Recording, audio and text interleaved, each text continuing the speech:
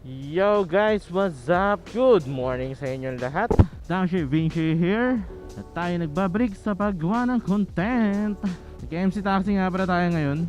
And it's Sunday. Sunday nga pala. Actually magra-ride sana ako. Kaso wala eh. May mga kasama, mga tropa. Busy. Tapos ewan, naboboard din kasi ako kung ako lang mag-isa. Kaya ako might as well magbiyahe na lang ako ng MC Taxi.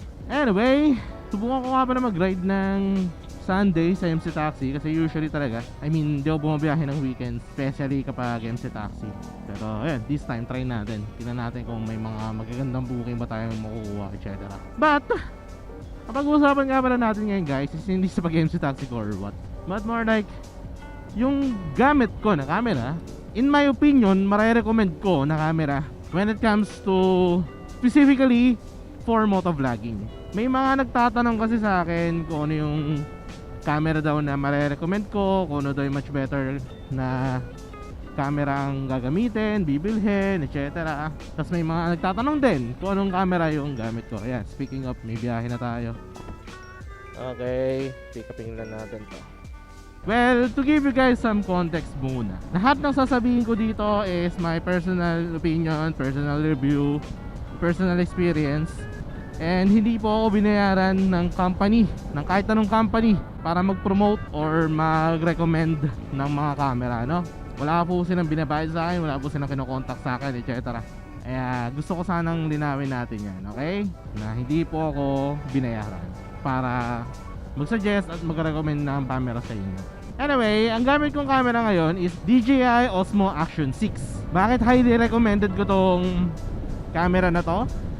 Well, bago ko sabihin, kasi gusto ko munang malaman nyo yung mga past experience ko para mas maintindihan nyo kung bakit ko nare-recommend itong camera na to. So, start tayo kung saan ako nagsimula, which is way back 2018.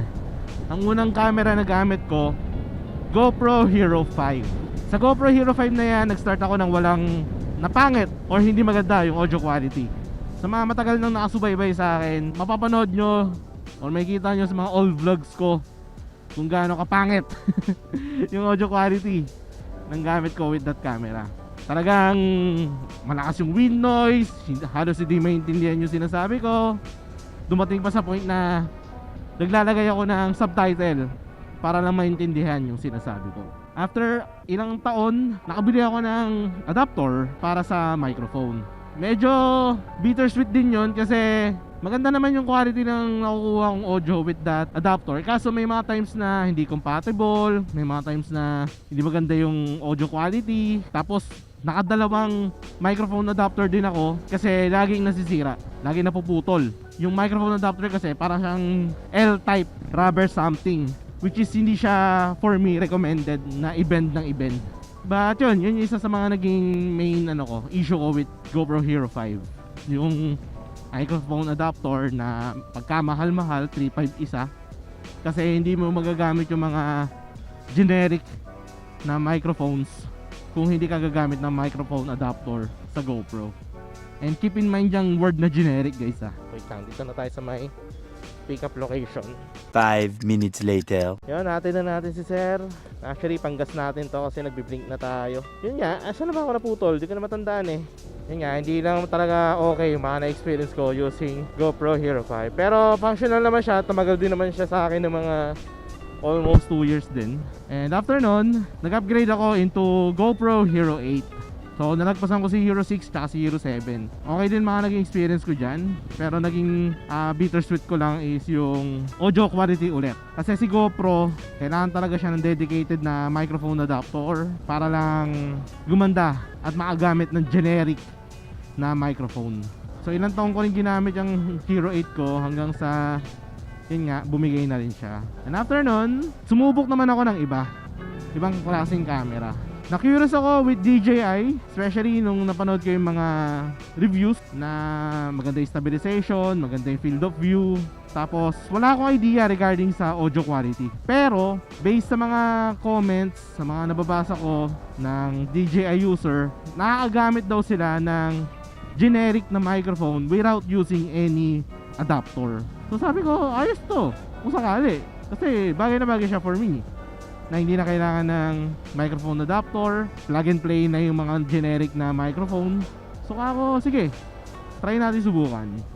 So yun, bumili ako ng second hand na DJI Osmo Action 3, yung adventure combo na may kasama ng battery life. And speaking of battery pala, isa pa rin palang naging drawback ko with GoPro is yung battery life niya, na nakakailang beses akong bumibili ng mga batteries kasi ang bilis malobat, yung iba lumulobo, tapos ang mahal ng original, ganyan. Si DJI, yung nabili kong adventure combo, meron ng kasamang mga battery pack, at the same time additional 2 batteries. So basically 3 battery na yung nabili ko, which is for me napaka laking bagay na yun, especially kung gagamitin siya for motovlogging purposes.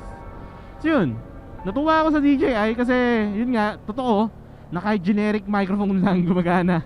Hindi mo na kailangan ng microphone adapter, hindi mo na kailangan bumili ng mga mamahaling accessories. Tapos yung battery life din, napakatagal, napakakunat ng battery life ng DJI Osmo Action 3. Kailangan pipikapin ko lang si ma'am. Basta sa DJI Osmo Action 3 na tayo. 15 minutes later. Dito na lang po ma'am. Ako po nang bababa po. Bali 80 pesos lang po. Okay na po ito. Maraming salamat po. Yun nga guys, speaking of battery, yan, makunat ang DJI battery. Tumagal talaga sa akin yung DJI na yan. Tapos may mga filter pa ako nagagamit. And then napakadaling gamitin, basta user friendly siya. Sobrang user friendly niya. Yung accessories, hindi pahirapan. Yung microphone, salpa agad, yung mga generic lang. Konting trick lang sa settings, tapos yun, okay na. Ganyan yung na-experience ko with DJI. When it comes naman sa application, madali lang din naman siya mag-connect, pero may mga times na medyo buggy yung application. Like pag pini-playback mo yung isang video, hindi agad-agad nag-play, minsan naglalag, ganyan. Pero ginagamit ko lang naman yung application kapag gusto ko lang makita yung settings, gusto ko lang makita yung footage. Pero most of the time, hindi ko talaga ginagamit yung application ng DJI. Ilang taon din siya sa akin, nabili ko yan ng 2023. Then ngayon 2026 ko lang siya napalitan. At ang pinalit ko is DJI Osmo Action 6, which is itong nakikita nyo footage at ginagamit ko ngayon. Hindi ko lang kung tama yung term ko pero yung mga batteries ng DJI Osmo Action 3 ko pwede dito sa Osmo Action 6. Kita nyo yun? Yung mounting system, yung magnetic mounting system, pwede rin yung mounting system ng Osmo 3 sa Osmo 6. Tapos syempre may mga dedicated accessories talaga for Osmo 6 na hindi compatible sa Osmo 3 and vice versa. Pero mostly pwede mong magamit yung mga accessories ng Osmo 3 sa Osmo 6. Tapos yun nga, yung microphone, hindi pahirapan. Yung gamit kong microphone ngayon, gamit ko din siya sa Osmo 3 ko, pero gumagana rin siya dito sa aking Osmo 6. Tapos konting ano lang talaga, konting tweaks lang talaga sa settings para gumanda yung audio quality, ganyan. Tapos yung footage, siyempre, sobrang ganda. Wide, mas wide, maganda yung stabilization, maganda yung kulay. Kaya when it comes to motovlogging purposes, point and shoot, konting tweaks lang sa settings, napakadaling gamitin at napaka okay gamitin itong DJI Osmo Action 6. Kaya ito yung go-to camera ko when it comes to motovlogging purposes, DJI Osmo Action 6. Ngayon, hindi ko siya mako-compare sa Insta Ace Pro kasi di pa naman ako nakagamit ng ganong klaseng camera. Kaya wala akong mabibigay na opinion regarding that. Pero yun, mga nagustuhan ko dito sa Osmo 6 ko, unang-una, yung accessories. Pangalawa, yung user-friendly niya. Pangatlo, may mga certain situation kasi na nakakalimutan ko magdala ng SD card. Like, tuwing nagtatransfer ako ng files from camera to PC, may mga situation na hindi ko natatanggal yung SD card or hindi ko ulit nakakabit yung SD card sa camera. Kaya may mga ride ako na nasa biyahe na ako, tapos ako lang malalaman na wala palang nakakabit na SD card. Pero itong DJI Osmo 6, nangyari na sa akin yung ganong situation na naman, na nag-record ako ng walang SD card, dedicated SD card. Thankfully thankfully etong DJI Osmo Action 6 meron siyang internal memory, guys. At yung internal niya 50 gigs. Malaki. Ganong kalaki. Yung 50 gigs na yun, umabot pa ng 2 hours of footage yun. Osmo 6 lang ang meron ganong klaseng ganong klaseng camera na meron kasamang internal storage yung isang camera. Tapos yung battery life pa na ang sabi umabot daw siya ng 4 hours. Na-try ko na siya actually. Pero ang maximum lang na footage ko, nagawa ko is 2 hours and 30 minutes. Siguro depende din sa settings kasi yung settings ko guys, nakaset siya sa 4K resolution. Kaya hanggang mga 2 hours and 30 minutes lang yung inabot. Pero nung sinat ko na siya sa 2.7K resolution, umabot na siya ng 3 hours.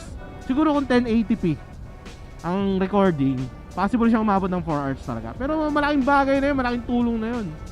Sobrang laking bagay na ng ganong klaseng battery life. Kung sa mga dati kong camera, umaabot lang ng 1 hour, minsan less than pa. Eto, nakakatatlong recording pa ako ng isang oras bago siya ma-fully lobat. Tapos meron pang extra. Oh, biruin nyo. Sobrang laking advantage ng ganon. At isa pa, fast charging. Yung battery pack nakasama. Pwede mo siyang i-fast charge.